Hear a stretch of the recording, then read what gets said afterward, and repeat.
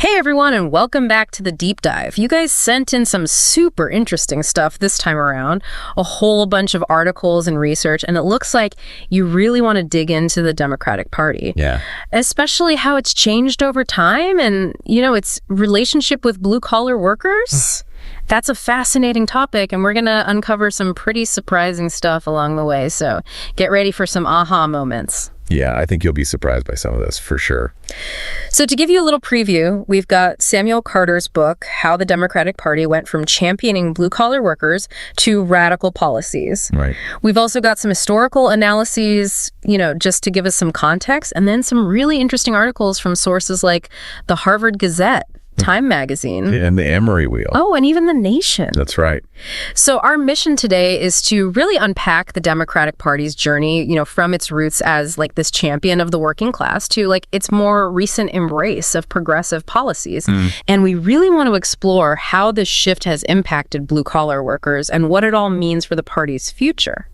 It's incredible how much the Democratic Party has evolved over time. Yeah, totally agree. It wasn't always the party of all these progressive policies that we see today. It's true. And it's kind of wild to think about how different it was back in the day. Absolutely.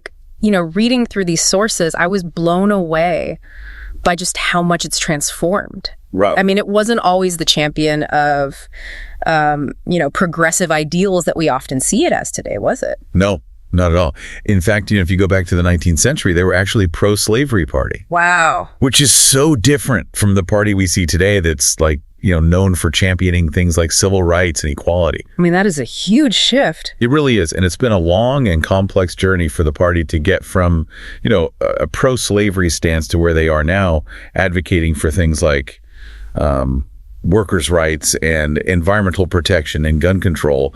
It's a fascinating evolution to trace, for sure. It is. So, what were some of the key moments or events that really sparked these major changes in their ideology? Oh, there are definitely some turning points that stand out. Yeah. The Great Depression, for example, was a huge turning point for the party. Makes sense. With all the economic turmoil and everything. Right. It really set the stage for Franklin D. Roosevelt's New Deal, which completely redefined the party's relationship with the working class. The New Deal comes up a lot in the stuff you sent. Yeah. It seems like it was a pretty big deal. It was.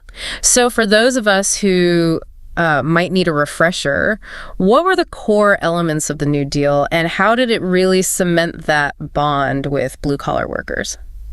So it wasn't just a set of policies. It was a lifeline for so many Americans who were struggling during the Depression. Of course. Roosevelt put forward programs like Social Security, unemployment assistance, and regulations to protect workers and make sure they were being treated fairly. Yeah. And these policies provided much-needed relief and security to working-class families. Yeah, and it really changed how people saw the party, right? It absolutely did. It was a complete transformation of their identity. So they became the defenders of the working class. Yeah. Advocating for labor rights, fair wages, and a bigger safety net for everyone. That's amazing how a crisis like the Depression could actually lead to such a dramatic shift. Pretty remarkable. It seems like that era really cemented their image as the party of the everyday worker. Yeah, for a while it did. But things change, don't they? They do. They always do.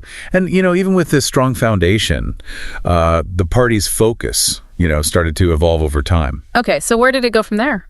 Well, this is where we start to see the more recent shift, where the focus broadened beyond those traditional blue-collar issues. Interesting. And we see the rise of what some call identity politics, which means a growing emphasis on issues like LGBTQ plus rights and racial justice and climate change. And just to be clear, identity politics is basically focusing on policies that address the needs of specific identity groups, right? Right, exactly. Very cool. And, while those issues are undeniably important, this shift might have unintentionally created some distance between the party and its traditional blue-collar base.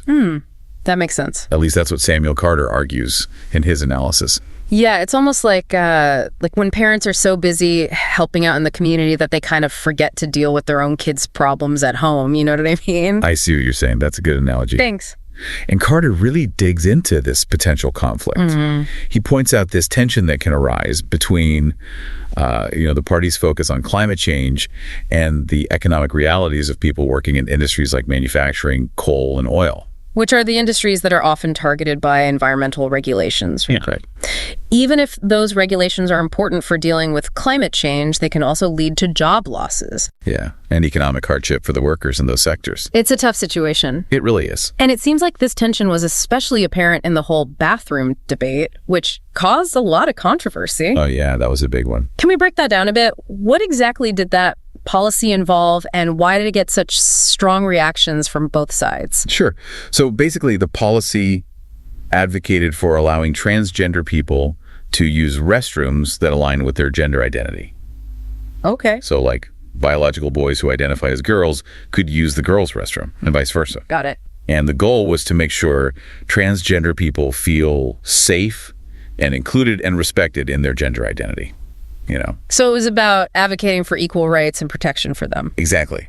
But it's also important to acknowledge the concerns that were raised by some parents and groups who were worried about safety and privacy. Yeah, particularly for girls. Right. They were concerned that, allowing biological boys into girl spaces could potentially be abused by people with bad intentions. I see. So it's not as simple as being for or against transgender rights. No, it's definitely more nuanced than that. There are valid concerns on both sides. Yeah, absolutely. It's complicated. It is, and it raises some really fundamental questions about how we balance individual rights with the safety and well-being of everyone involved. That's a tough one, for sure. It is. But stepping back a bit, this debate really highlights that growing gap between the Democratic Party and its traditional blue-collar base. Yeah. A lot of the articles we looked at, especially the ones from the Harvard Gazette and Time, they really dive into the economic and cultural reasons behind this rift. And I imagine this disconnect has some serious consequences, especially for blue-collar workers who've always been such a big part of the Democratic Party's support. Yeah,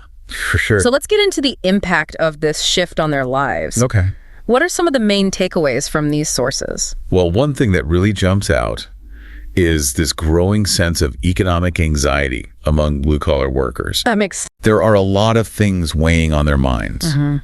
Job insecurity, stagnant wages, and this looming threat of automation. It's got to be tough watching the party you've always supported focus on policies that could potentially hurt your livelihood. Yeah, like transitioning away from industries that provide them with jobs. Right. It's got to create some tension. Absolutely. And it's not just about the economic side of things, you know. Right. There's that cultural piece, too. Yeah. A lot of blue-collar workers, especially those in rural areas, they feel like their values and concerns are being overlooked. Like they're being overshadowed by the priorities of more urban progressive voters. Exactly. It's not just about feeling left behind economically, but also culturally. Like their way of life, their values are being dismissed or ignored.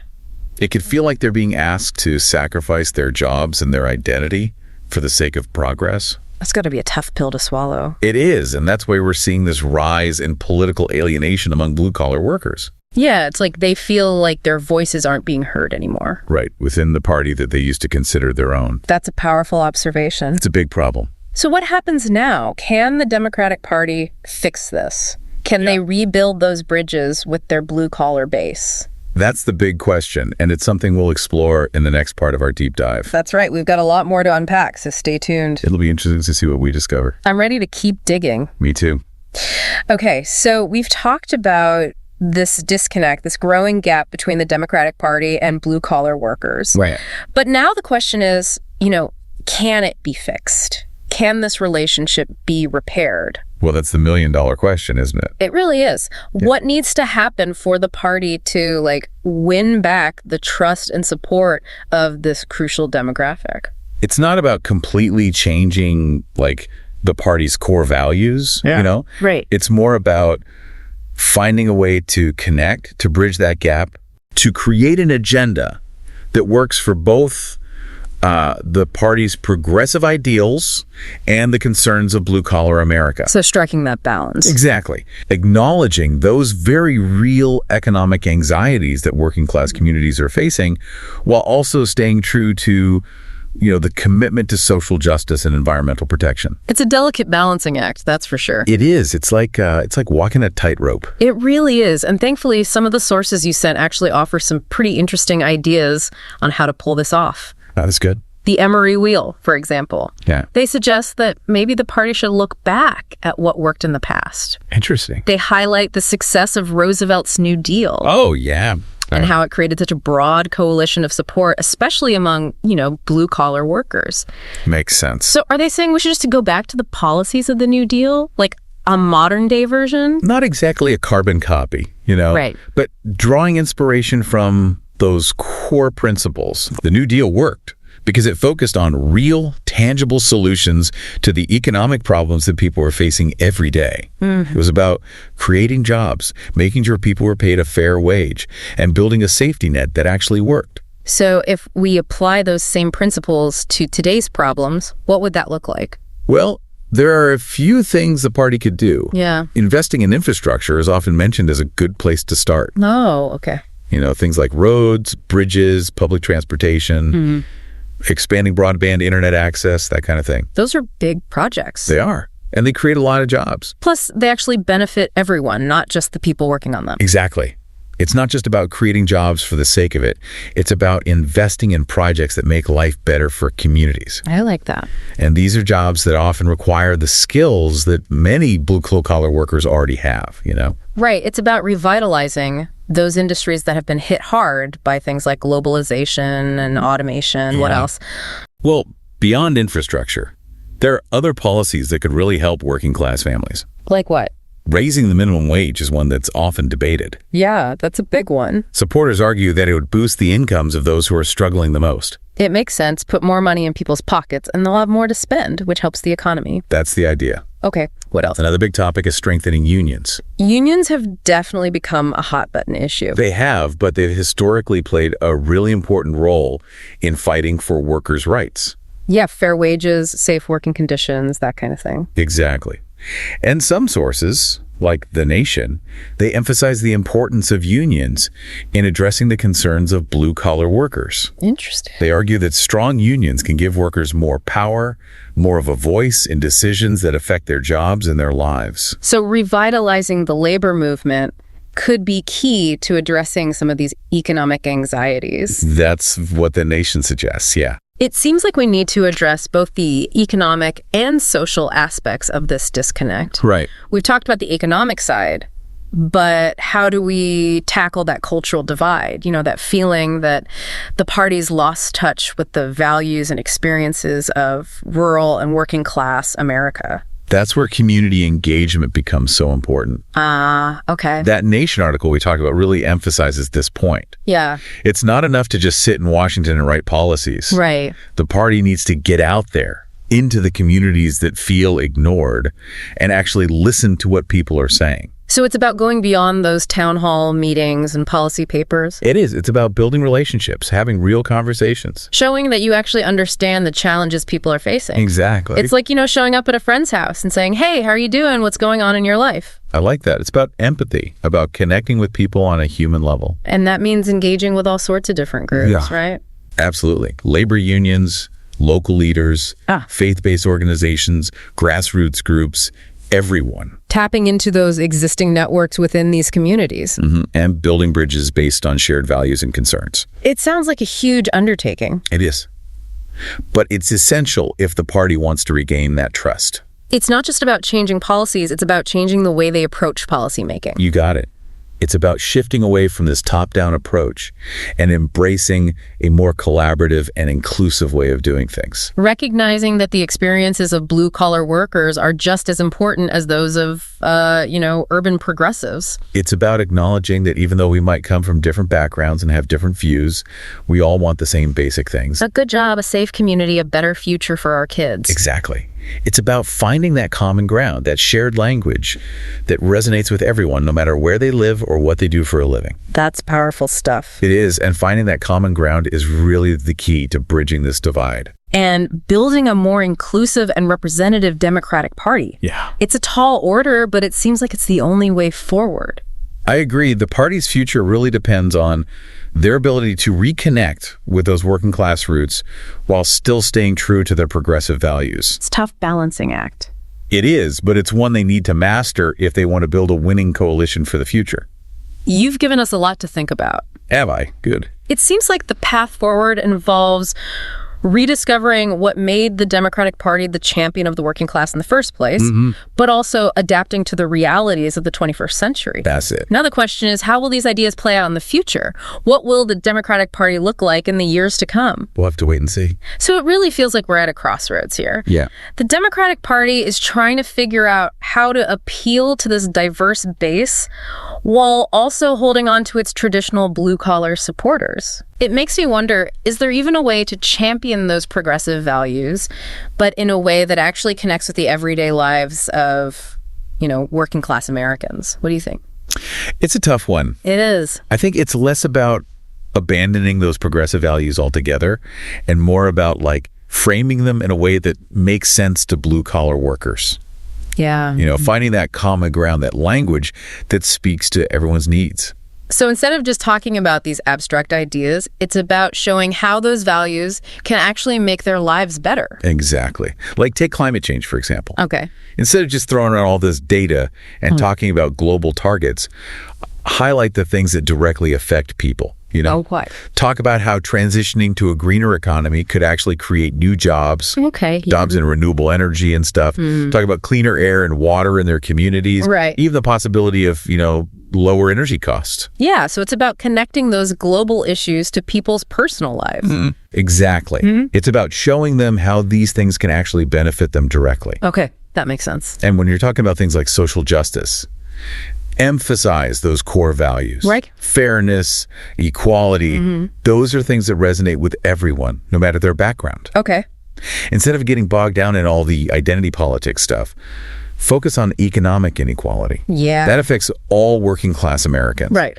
Regardless of race or gender or anything like that. Exactly. Those are the issues that people can really connect with, the bread and butter stuff. Things like income inequality, access to health care, affordable housing, a strong social safety net. Yeah, exactly. Those are the things that keep people up at night. They are. And most importantly, it's about listening to those blue-collar workers, making them feel like their voices are actually being heard. Yes.